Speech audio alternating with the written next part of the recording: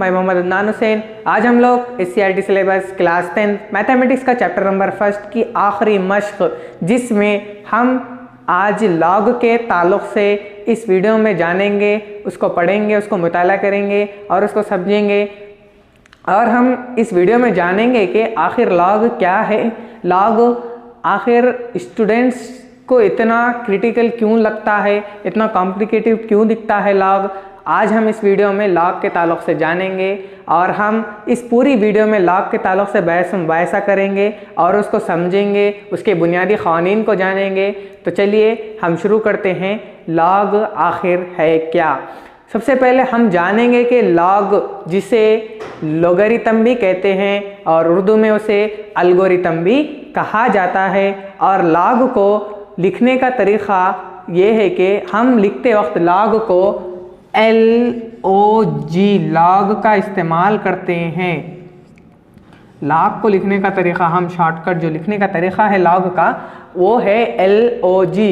इस तरीक़े से हम लॉग को रिप्रेजेंट करते हैं, लॉग को लिखते हैं। लॉग के जो सवालात होते हैं हम उसको इस तरीके से इस शॉर्ट फॉर्म में लिखकर, इससे रिप्रेजेंट कर कर हम उसको हल करते हैं। LOG लॉग लिखने का तरीक़ा ये है, जिसे लोगरिथम या अलगोरिथम भी कहते हैं। लॉग के बुनियादी तौर पर 3 क़वानीन बताए गए। कितने? लॉग के बुनियादी तौर पर 3 क़वानीन बताए गए हैं जो हमें लॉग के सवालात को हल करते वक्त इस्तेमाल में आते हैं। तो चलिए हम सबसे पहले जानेंगे कि लॉग के वो बुनियादी क़वानीन कौन से हैं जिसकी मदद से हम लॉग के सवालात को बआसानी हल कर सकते हैं। अगर हम लॉग के बुनियादी क़वानीन को सीख जाएं, तब हमें लॉग में कोई मुश्किलात दरपेश नहीं आएगी, क्योंकि अगर हमारे पास लॉग के बुनियादी क़वानीन अगर हमें याद होंगे, तब हमें लॉग बहुत इजी दिखेगा, बहुत बआसानी हमें समझ में आएगा। चलिए तो हम सबसे पहले लॉग के बुनियादी क़वानीन को जानेंगे। आखिर लॉग के बुनियादी क़वानीन कितने हैं वो जानेंगे, और लॉग के बुनियादी क़वानीन का इस्तेमाल किस तरीक़े से किया जा सकता है। हम सवालात हल करते वक्त लॉग के बुनियादी क़वानीन को किस तरीक़े से, हम लॉग के बुनियादी क़वानीन की किस तरीक़े से हम अपनी मदद ले सकते हैं, उसको जानेंगे। तो चलिए हम सबसे पहले लॉग के क़वानीन जानेंगे। अब हम जानेंगे कि लॉग के बुनियादी क़वानीन क्या हैं। लॉग के जो बुनियादी क़वानीन हैं वो 3 हैं। लॉग के 3 बुनियादी क़वानीन बताए गए हैं। अगर हम इन 3 बुनियादी क़वानीन को अच्छी तरह जान लें, समझ लें, उसे याद कर लें, तब हम लॉग के हर वो सवाल को हल करने के काबिल हो जाएंगे। कि लॉग के जो 3 बुनियादी क़वानीन हैं ये हैं, जो लॉग के सबसे मेन इम्पॉर्टेंट 3 बुनियादी क़वानीन हैं। ये लॉग के अगर हम 3 बुनियादी क़वानीन को अच्छी तरह याद कर लेंगे तो हमें हर लॉग के सवालात को हल करने में बहुत मदद मिलेगी। तो चलिए सबसे पहले मैं बतलाता चलूँ कि जो हमारे बाज़ तालिबे इल्म ऐसे होते हैं जिन्हें लॉग में देखते ही कन्फ्यूज़न शुरू हो जाता है कि लॉग अगर इस तरीके से लिखा हुआ है तो इसे लिखे कैसा और पढ़े कैसा। लॉग के लिखने में थोड़ा सा कन्फ्यूज़न रहता है और लॉग के पढ़ने में भी थोड़ा सा कन्फ्यूज़न रहता है। सबसे पहले मैं आपको क्लियर करता चलूँ कि अगर लॉग में इस तरीके से लिखा जाए, अगर लॉग इस तरीके से लिखा जाए तो हमारे बाज़ तालिबे इल्म थोड़े से कंफ्यूज हो जाते हैं कि लॉग x a पढ़ा जाए या log x पढ़ा जाए या log a पढ़ा जाए या दोनों को मिलाकर पढ़ा जाए। तो मैं आपको ये बतलाऊंगा कि ये जो log x बेस a पढ़ा जाएगा, इसे किस तरह से पढ़ा जाएगा? log x बेस a के तौर से पढ़ा जाएगा इसे। और जो log की कदर होगी ये होगी, और ये जो a है वो log का बेस कहलाएगा। और a की जो कदर है वो हमेशा मुस्तकिल रहेगी, कभी चेंज नहीं होगी, जितनी कदर है उतनी ही रहेगी। चलिए मैं आपको और एक मिसाल के तौर पर समझाता हूँ कि log 100 बेस 10 है। इसे पढ़ा जाने का तरीक़ा तो आप जान चुके कि इसे log 100 बेस 10 पढ़ा जाएगा। अब जो log की 100वीं कदर है, इसको जो इससे log 100 पढ़ा जाएगा और इसे log जो 10 है उसे log 100 बेस 10 है उसे बेस 10 पढ़ा जाएगा, और जो 10 की वैल्यू है, 10 की जो कदर है वो हमेशा मुस्तकिल रहेगी। हमें log के जो क्वेश्चंस होंगे, जब हम log को सॉल्व कर रहे होंगे तब हमें इसी कदर का इस्तेमाल करना होगा, इसी को सिंप्लीफाई करना होगा, और सिंप्लीफाई करते हुए इसी को इस्तेमाल करते हुए हमें क्वेश्चंस के जवाबात यानी आंसर्स को सॉल्व करना होगा। इसको हम कभी भी चेंज नहीं कर सकते क्योंकि ये एक मुस्तकिल कदर होगी log की, क्योंकि log का जो बेस होगा वो हमेशा मुस्तकिल होगा, चाहे कोई भी कदर आ जाए। फॉर एग्जांपल अगर यहाँ log 10 और यहाँ 1000 है तो अभी भी ये चेंज नहीं होगा, ये हमेशा मुस्तकिल रहेगी कदर इसकी। हम सॉल्व करना होगा तो इसी कदर से करेंगे क्योंकि log की मेन वैल्यू जो है वो यही है। इसे ये तो सिर्फ बेस है log का बेस है, अगर इसको ना लिखे तो भी चलेगा क्योंकि ये कदर हमेशा मुस्तकिल रहेगी। तो चलिए अब हम जानेंगे कि अलगोरिथम के जो बुनियादी क़वानीन हैं वो 3 हैं। हम अलगोरिथम के या log के 3 बुनियादी क़वानीन की तरफ गौर कर रहे थे कि जो log का पहला क़ानून है वो ये है कि log x base a plus log y base a is equal to log x y base a। मतलब ये कि अगर log में, मैं आपको आसानी तौर पे समझाने के लिए कह रहा हूँ कि अगर log में जमा में दिया जाए, अगर log में जमा में दिया जाए, ये जो बीच में जमा दिख रहा है आपको, ऐड प्लस का निशान, एडिशन दिख रहा है आप, अगर log में जमा में दिया जाए तब हम उसे ज़रब में लिखेंगे। हम जानते हैं कि अगर इन दोनों के दरमियान कुछ भी नहीं होगा तो ज़रब होगा यानी डॉट होगा, यानी कि डॉट से मुराद ये है कि यहाँ पे ज़रब होगा। अगर log में जमा में दिया जाए तो ज़रब में लिखेंगे, और 2 log का इस्तेमाल करने के बजाय सिर्फ 1 log का इस्तेमाल करेंगे। मैंने आपको बतलाया था कि यहाँ बेस a है, यहाँ पर भी बेस a है, ये 2 कदरें हमेशा मुस्तकिल होगी, ये भी यहाँ पर भी बेस है, मतलब यहाँ जितनी मुस्तकिल कदर होगी यहाँ पर भी उतनी मुस्तकिल कदर होगी, सिर्फ चेंज हो गए तो ये सिर्फ 2 वैल्यू, यहाँ पे x था, यहाँ पे y था, हम इन दोनों जमाओं को यहाँ पे ज़रब में लिखेंगे। ये log का पहला क़ानून है। उसी तरीके से इसका उल्टा, अगर log ज़रब में है तो जमा में लिखा जाएगा। सबसे पहला क़ानून log का ये बतलाया गया कि अगर log में जमा में है, 2 log अगर जमा में है, चाहे 2 हो या 2 से ज़ायद हो, अगर 2 log जमा में है तब उसे हम ज़रब में लिखेंगे। इस तरीके से हम देखेंगे कि अब log का जो दूसरा क़ानून है वो ये है कि log में यहाँ पर तफरीक़ में दिया जा रहा है। अगर log तफरीक़ में है तब वो तक़सीम में हो जाएगा। आप यहाँ देखेंगे कि log x बेस है माइनस log y बेस है, log x by y base है। ये तो मुस्तकिल क़दरें हैं, एक ही जो क़दरें हैं वो तो मुस्तकिल क़दरें हैं, और जो ये मेन जो वैल्यू से log के log x minus log y log x by y होगा।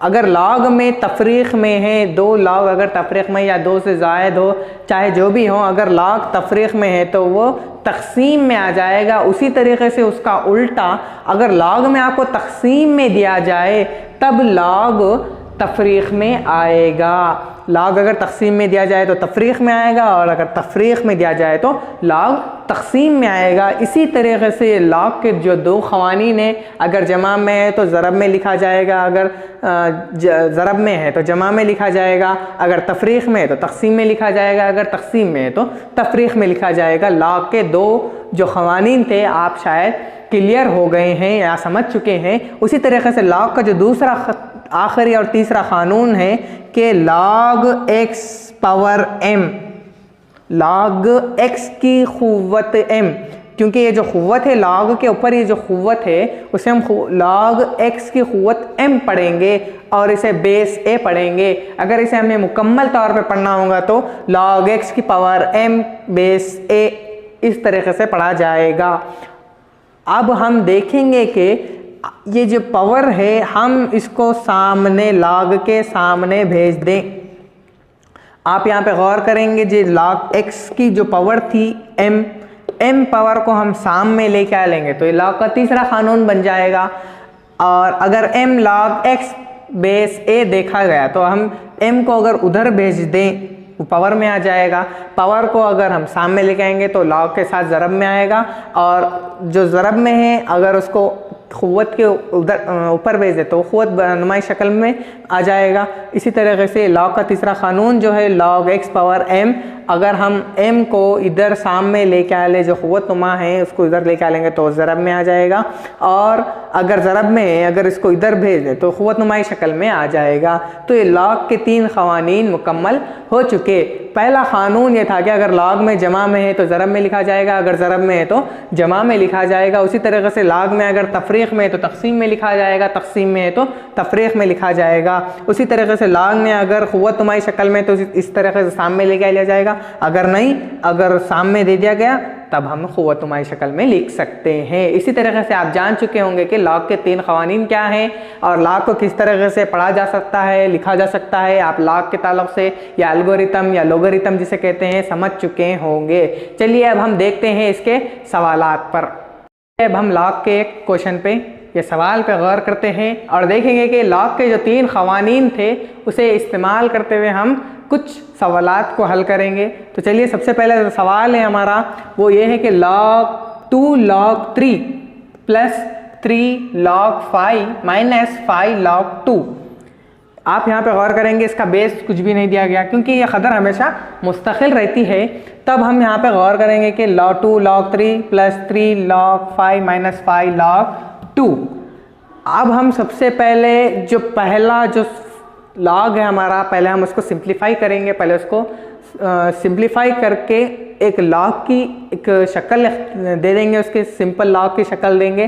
फिर उसके बाद हम दो जो जमा का है ये लॉग और ये लॉग जो दो जमा में है, हम इन 2 लॉगों को जमा के जो हमारा क़ानून है जो जमा का, उसकी मदद से इन दोनों को हल करेंगे, तब हमें एक लॉग आएगा।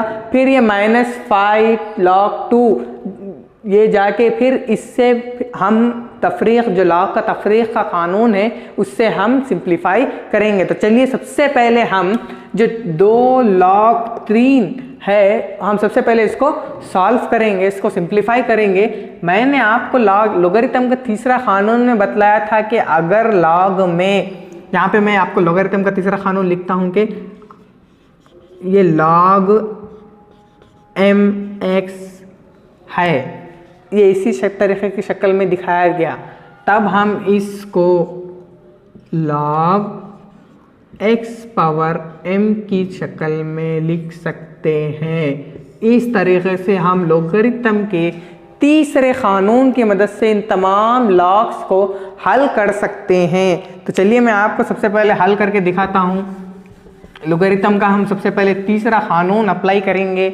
लोगरिथम के तीसरा क़ानून को अप्लाई करने के लिए हम यहाँ पे log 3 की क़ुव्वत 2 हो जाएगा, ये प्लस एज इट इज़ ये 3 log 5 जाके ये log 5 पावर 3 हो जाएगा।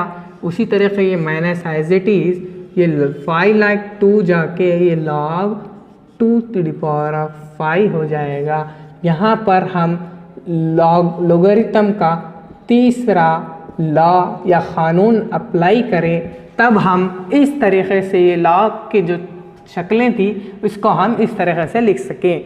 लॉग का तीसरा क़ानून अप्लाई करने की मतलब लॉग का तीसरा क़ानून यहाँ पे लेने से हम इस तरीके से शक्ल हासिल हुई। अगर हम इसको और थोड़ा सा सिंप्लीफाई करें, log 3 की क़ुव्वत 2 का मतलब होता है 9, 3 तिया 9, 3 को 2 मरतबा ज़रब देना होगा। फिर जमा log 5 की क़ुव्वत 3 का मतलब 5 ज़रब 5 ज़रब 5, 5 पंजे 25, 25 पंजे 125। इसी तरह से हम यहाँ log 125 लिख सकते हैं। उसी तरह से माइनस एज इट इज़ फिर ये log का log 2 की क़ुव्वत 5 मतलब 2 को 5 मरतबा ज़रब देना होगा। 2 दूनी 4, 4 दूनी 8, 8 दूनी 16, 16 दूनी 32। log 2 की क़ुव्वत 5 मतलब 32 होगा, 32 होगा। अब हमें log में यहाँ पर सिर्फ एक वैल्यू दिखाई दे रही है। log को हम यहाँ तक सिंप्लीफाई कर चुके। अब हम इन दोनों को जो log में जमा में है सबसे पहले हम इसे हल करेंगे, इसे वैसे ही रखेंगे। सबसे पहले हम इसे हल करेंगे। मैंने आपको यहाँ पे बतलाया था कि अगर लॉग में अगर हमें जमा में हमारा लोगरिथम का पहला कानून जो था, लॉग में अगर जमा में है तो हम उसे ज़रब में लिख सकते हैं। मैं आपको और एक बार बतलाता हूँ कि अगर लॉग में x प्लस लॉग y हो तब हम उसे लॉग एक्स वाई लिख सकते हैं। उसी तरीके से यहाँ पे log 9 प्लस log 125 है, तब हम उसे log 9 प्लस 125 लिख सकते हैं। सबसे पहले हम यहाँ पर log का या लोगरिथम का पहला कानून अप्लाई करेंगे। में अगर जमा में है तो ज़रब में लिख सकते हैं, मतलब log 9 ज़रब 125, ये जैसा का वैसा log 32 जैसा माइनस log 32 जैसा का वैसा। ये जमा में था log 9 प्लस log 125 था, तब हम इसे log 9 इंटू 125 लिखेंगे, क्योंकि जो हमारा यहाँ पे हम log का फर्स्ट जो लॉ था, हमारा जो फर्स्ट कानून था, यहाँ पे हम अप्लाई करें, तब हम log 9 इंटू 125 माइनस log 32 लिखेंगे। अब हम 9 से 125 को मल्टीप्लाई कर देंगे। 125 इंटू 9 अगर हम करें, 9 पंजे 45, 9 दूनी 18, 18 19 20 21 22, 9 1 9 10 11, 1125 आएगा। तब हम यहाँ पे log 1125 माइनस log 32 लिखेंगे।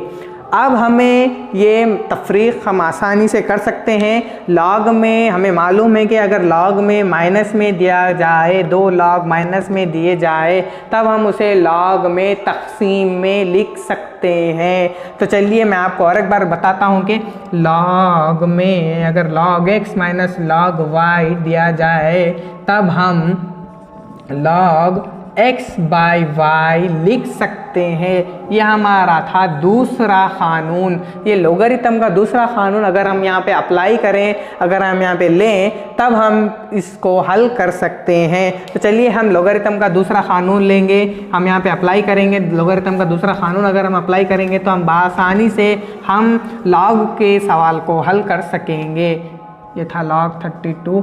चलिए अब हम यहाँ पे log का दूसरा कानून लेंगे। log 1125 बट्टे 32।